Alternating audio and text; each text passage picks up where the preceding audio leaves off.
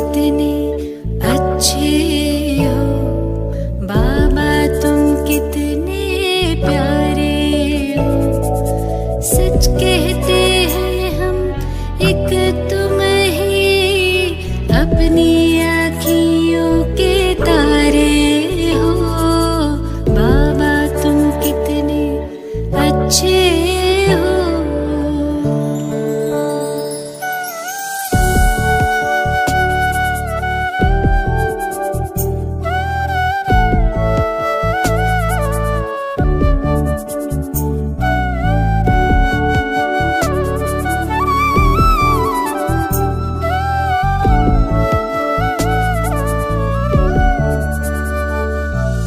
दिल तख्त पे हमें बिठाया है, मस्तक मणि बनाया है। गुण ज्ञान खजाने दे करके हमें सबसे धनी बनाया है। रत्नों की थालियां भर भर के आंचल भर दिए हमारे हो। बाबा तुम कितने अच्छे हो।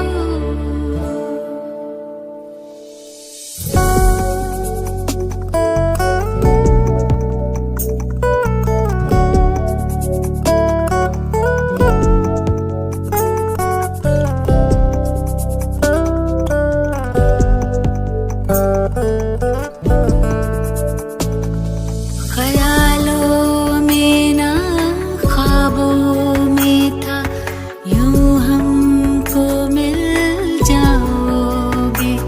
तुम बनके हजारों याद हमारे मन में यूं मुस्काओगे। महफिल ये मयसर दिन होंगे, हर खुशियाँ हम पर वारे हो। बाबा तुम कितने अच्छे हो।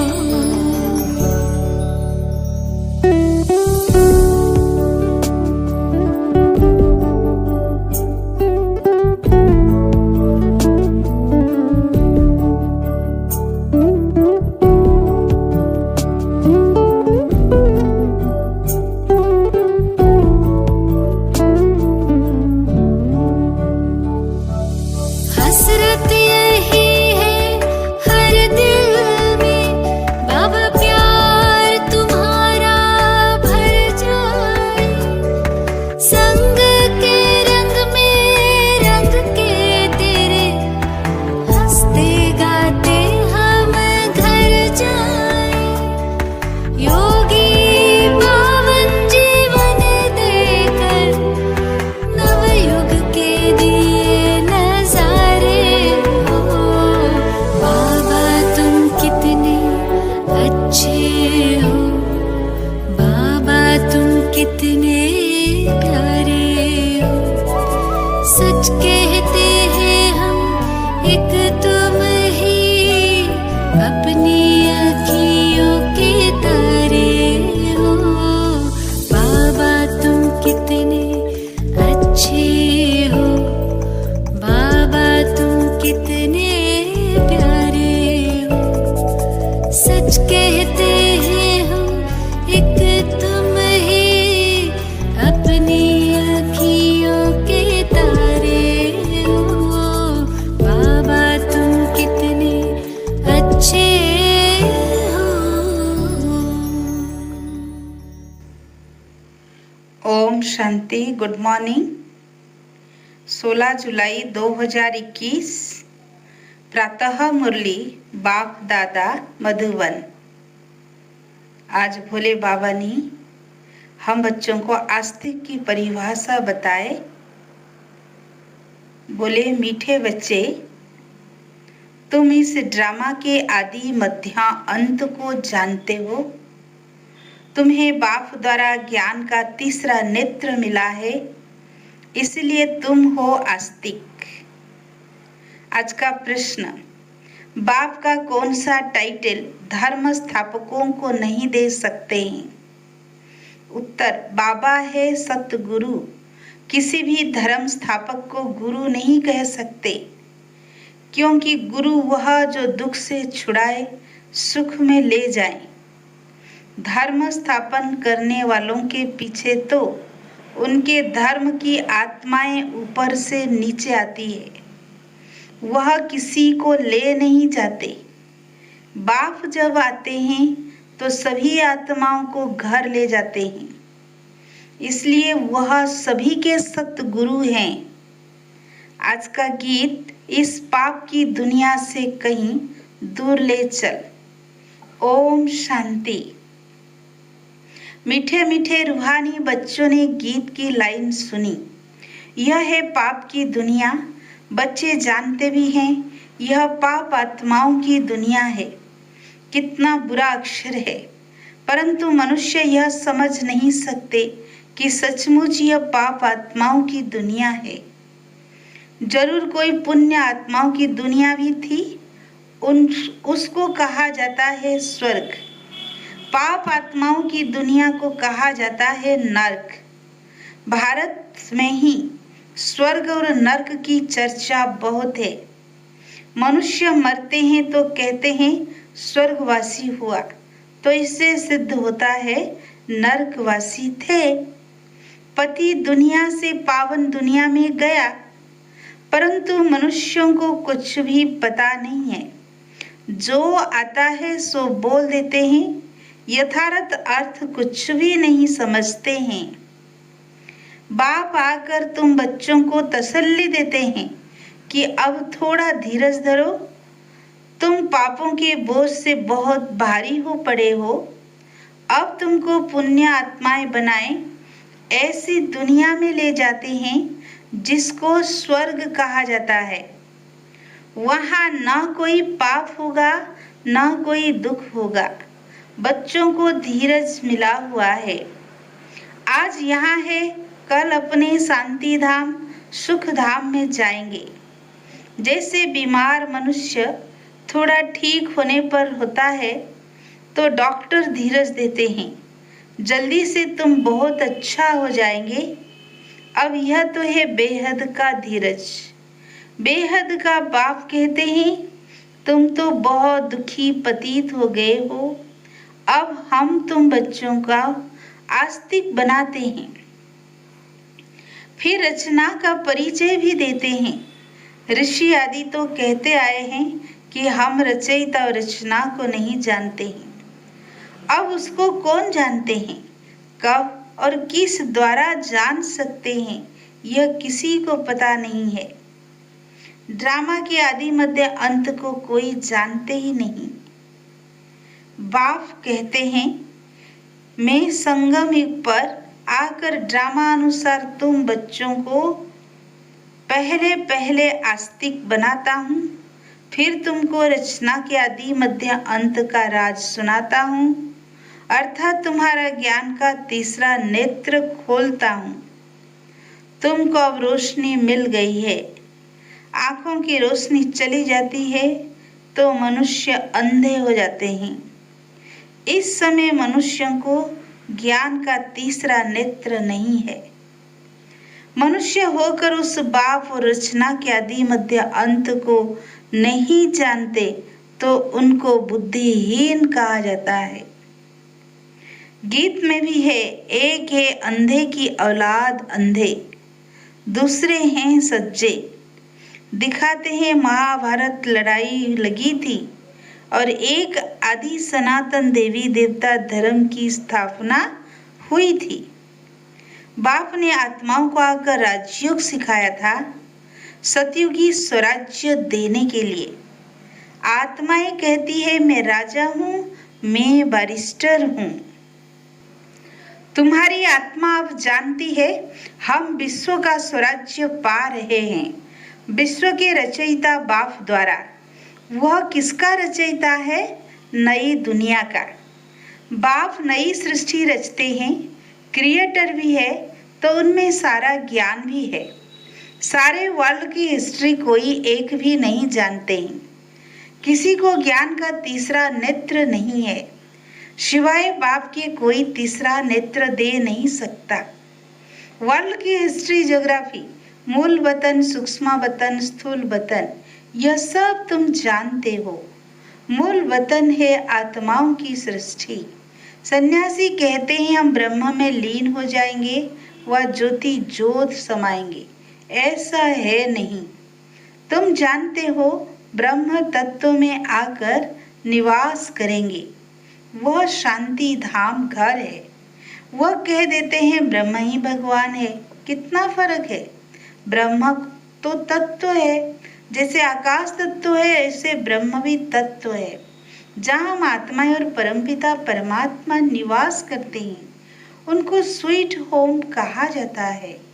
वह है आत्माओं का घर। बच्चों को मालूम पड़ा है ब्रह्म महतत्व में कोई आत्माएं लीन नहीं होती है और आत्मा कभी विनाश को प्राप्त नहीं होती। आत्मा अविनाशी है। यह ड्रामा भी बना बनाया अविनाशी है। इस ड्रामा के कितने एक्टर्स है। अभी है संगम युग, जबकि सभी एक्टर्स हाजिर है। नाटक पूरा होता है तो सब एक्टर्स, क्रिएटर आदि सब आकर हाजिर होते हैं। इस समय यह बेहद का ड्रामा भी पूरा होता है, फिर रिपीट होना है। उन हद के नाटकों में चेंज हो सकती है। ड्रामा पुराना हो जाता है। यह तो बेहद का ड्रामा अनादि अविनाशी है। बाप त्रिकालदर्शी, त्रिनेत्री बनाते हैं। देवताएं कोई त्रिकालदर्शी नहीं होते हैं। न शूद्र वर्ण वाले त्रिकालदर्शी होते हैं। त्रिकालदर्शी तो सिर्फ तुम ब्राह्मण वर्ण वाले हो। जब तक ब्राह्मण न बने तब तक तीसरा नेत्र ज्ञान का मिल न सके। तुम झाड़ के आदि मध्य अंत को, सभी धर्म को भी जानते हो। तुम भी मास्टर नॉलेजफुल हो जाते हो। बाप बच्चों को आप समान बनाएंगे ना। ज्ञान का सागर तो एक ही बाप है जो सभी आत्माओं का बाप है। सभी बच्चों को आस्तिक बनाए, त्रिकालदर्शी बनाते हैं। अब तुम बच्चों को सबको यही कहना है कि शिव बाबा आया है, उनको याद करो। जो आस्तिक बनते हैं वह बाप को अच्छी रीति प्यार करते हैं। तुम्हारे ऊपर बाप का भी प्यार है। तुमको स्वर्ग का वर्षा देते हैं। गाया हुआ है कि विनाश काले विपरीत बुद्धि विनश्यन्ति और विनाश काले प्रीत बुद्धि विजयन्ति। गीता में कोई कोई अक्षर सच्चे हैं। श्रीमद् भगवत गीता है सर्वोत्तम शास्त्र, आदि सनातन देवी देवता धर्म का शास्त्र। यह भी समझाया है मुख्य धर्म शास्त्र है ही 4, और जो धर्म वाले हैं वो आते ही है सिर्फ अपने धर्म की स्थापना करने। राजा आदि की बात नहीं है। उनको गुरु भी नहीं कह सकते। गुरु का तो काम ही है वापस ले जाना। इब्राहिम, बुद्ध, क्राइस्ट आदि तो आते हैं, फिर उनके पिछाड़ी तो उनकी वंशावली भी आती है। गुरु वह जो दुख से छुड़ाए और सुख में ले जाए। वह तो सिर्फ धर्म स्थापन करने आते हैं। यहाँ तो बहुतों को गुरु कह देते हैं। ब्रह्मा, विष्णु, शंकर को भी गुरु नहीं कह सकते। एक शिव बाबा ही सर्व का सद्गति दाता है। पुकारते भी एक राम को है। शिव बाबा को भी राम कहते हैं।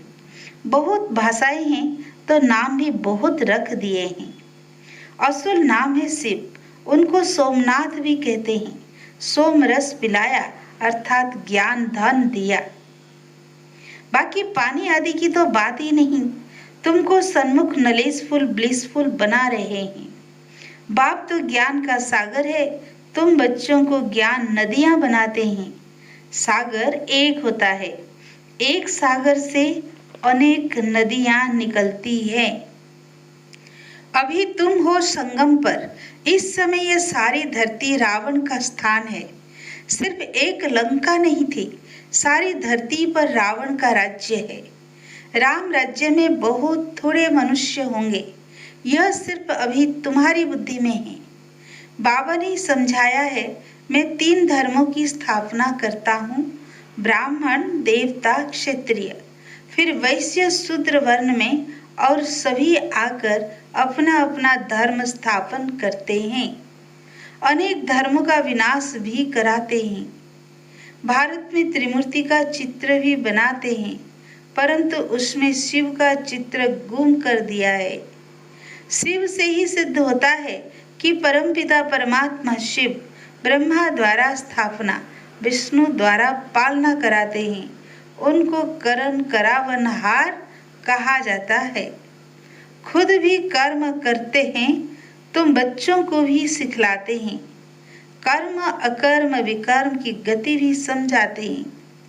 रावण राज्य में तुम जो भी कर्म करते हो वह विकर्म बन जाता है। सतयुग में जो कर्म करते हो वह अकर्म हो जाता है। यहाँ विकर्म ही होता है, क्योंकि यह रावण का राज्य है। सतयुग में 5 विकार होते ही नहीं, एक एक बात समझने की होता है और सेकंड में समझाई जाती है। ओम का अर्थ वो लोग तो बहुत विस्तार से समझाते हैं। बाप कहते हैं ओम माना अहम आत्मा और यह मेरा शरीर, कितना सहज है। और तुम समझते हो हम सुखधाम में जा रहे हैं।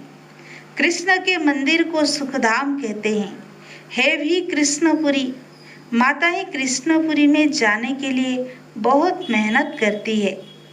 तुम अभी भक्ति नहीं करते हो, तुमको ज्ञान मिला है और कोई मनुष्य मात्र में यह ज्ञान नहीं है। मैं तुमको पावन बनाकर जाता हूँ, फिर पतित कौन बनाते हैं यह कोई बता न सके। सब मेल अथवा फीमेल भक्तियाँ हैं, सीताएं हैं। सबकी सद्गति करने वाला बाप है। सब रावण की जेल में है, यह है ही दुख धाम। बाप तुमको सुखधाम का मालिक बनाते हैं। ऐसे बाप को 5000 वर्ष बाद सिर्फ तुम देखते हो। लक्ष्मी नारायण की आत्मा को अब नॉलेज है। हम छोटेपन में यह कृष्ण है, फिर बड़े बनेंगे, ऐसे शरीर छोड़ेंगे, फिर दूसरा लेंगे और कोई को यह नॉलेज नहीं है। बाप कहते हैं तुम सब पार्वतियां हो। शिव बाबा तुमको अमर कथा सुना रहे हैं, अमर बनाने के लिए, अमर लोक में ले जाने के लिए। यह मृत्यु लोक है। तुम सब पार्वतियां अमरनाथ द्वारा अमर कथा सुन रहे हो। तुम सच सच बनते हो। सिर्फ बाप को याद करने से तुम्हारी आत्मा अमर बनती है, जहाँ दुख की बात नहीं होती। जैसे सर्प एक खाल छोड़ दूसरी लेते हैं, यह सब मिसाल यहाँ के हैं। भ्रमरी का मिसाल भी यहाँ का है। तुम ब्राह्मण क्या करते हो? भिखारी कीड़ों को बदल देवता बनाते हो। मनुष्य की ही बात है। भ्रमरी का हो तो यह एक दृष्टांत है। तुम ब्राह्मण बच्चे अभी बाप द्वारा अमर कथा सुन रहे हो, औरों को बैठ ज्ञान की भूं भूं करते हो, जिससे मनुष्य से देवता स्वर्ग की परी बन जाते हैं। बाकी ऐसे नहीं कि मानसरोवर में डुबकी लगाने से कोई परी बन जाएंगे। यह सब है झूठ। तुम झूठ ही सुनते आए हो। अब बाप ट्रुथ सुनाते हैं। अब बाप कहते अपने को आत्मा समझो। तुम समझते हो निराकार परम पिता परमात्मा इस मुख द्वारा सुना रहे हैं, इन कानों द्वारा सुन रहे हैं। आत्मा अभिमानी बनना है।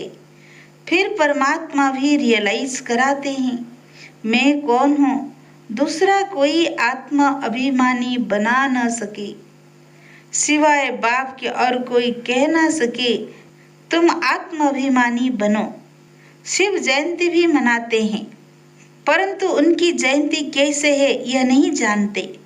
बाप ही खुद आकर समझाते हैं मैं साधारण बूढ़े तन में प्रवेश करता हूँ, नहीं तो ब्रह्मा आएगा कहाँ से। पतित तन भी ही चाहिए।